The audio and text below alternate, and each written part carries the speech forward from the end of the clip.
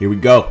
You know the drill by now. We got another character for you, another breakdown, another video. Get your pen, get your notepad, because today we are talking about Diamant. I greet you as the Crown Prince of Brodia. I'm Diamant. Man, what can I say about Diamant? Well, I mean, before you even play as him, you know this man is just goals. Look at him. He's tall. He wields this sword that definitely looks like it should be two-handed, but of course, since he's a boss, he only wields it one-handed. He's like super serious, super mysterious, more than he needs to be for sure. And he's got this kind of like Ike thing going on, just kind of plays into the whole nostalgia. I mean, how is he not the main character? I feel he should have been the main character. Okay, look, I'm getting off topic. This isn't about him being the main character. Clearly, the root of the issue is that I wish I was more like Diamant. Maybe it's, you know, I'll have to go hit the gym or something. Maybe we'll get there. But the thing about him is, his availability is only decent. We're not starting the game with him. He's not actually the main character. We get him in Chapter 8. Chapter 8 is a great chapter because you get Amber as well. So it's a great start for him. Diamant starts as a Lord class. Because why? Because look at him. Obviously he's going to. And he could be promoted to a successor. This is an exclusive class, so don't bother with anything else. Trust me, this is the best case scenario for the unit. Okay, so in order to break down his gameplay, as we always do here, we've got to max out all of his stats. That's the only way to keep it fair. Think about this. After all of the character breakdowns we've done so far, I've hit 290 hours of grinding. By the time that all of the character breakdowns are done, it should be probably over 500 hours. I mean, we're going to have to do something to celebrate that. So we're going to talk about this a couple times in the video, but his biggest disadvantage is hitting rate. We're also going to want to make sure that we max out his weapon, Revanche, to +5 and engrave it with Emblem Erica so that we can improve that hitting rate and the critical rate at the same time. So we're going to want to have a solid alternate weapon as well. My suggestion would be max out his Brave Axe to +5 and engrave that with Emblem Hector so that we can also get that increased damage to go along with our increased hit. Okay, once we've got those weapons good to go, we're going to want to inherit a couple skills that'll help him to solo maps. So start by giving him Canter Plus. That's going to give him the ability to run back to healing or stat boosting tiles after an attack. You could just never go wrong with Canter Plus on any character. It's saved me countless times. Okay, he's going to want hit +30 as well. If anybody in the game needs this skill, trust me, it's going to be Diamant. He suffers from what we call classic axe wielder syndrome and will be lucky to hit an enemy unit even if they were frozen in time. Make sure you give him this one. With only 2 inherited skill slots, in my opinion, these are your 2 best options, but some of you might have some great alternatives. That's happened before in other videos.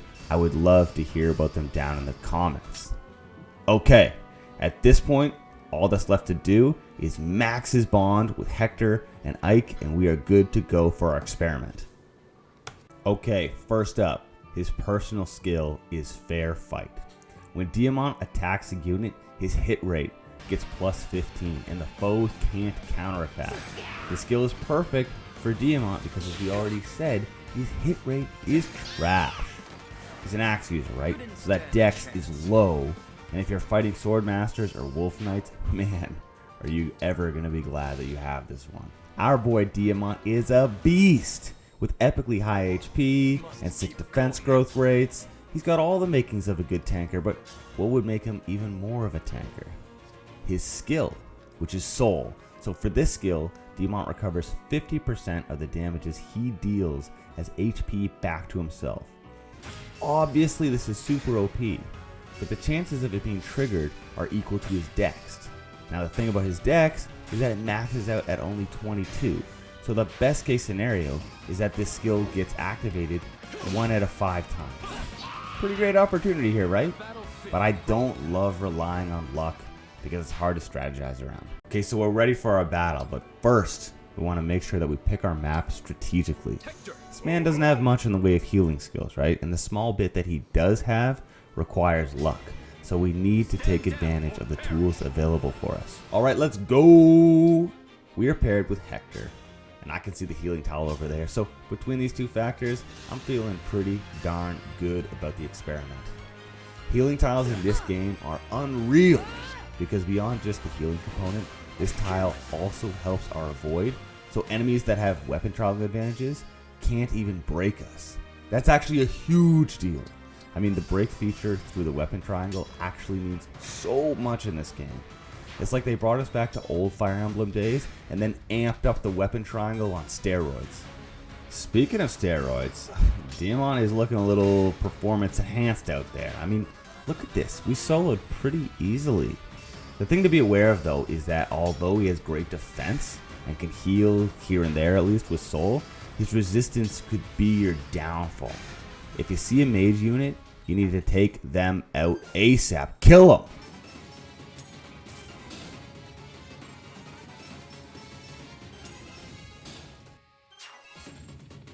Alright, that was a sick pairing, a sick map. That was just a good time. I mean, I enjoyed that.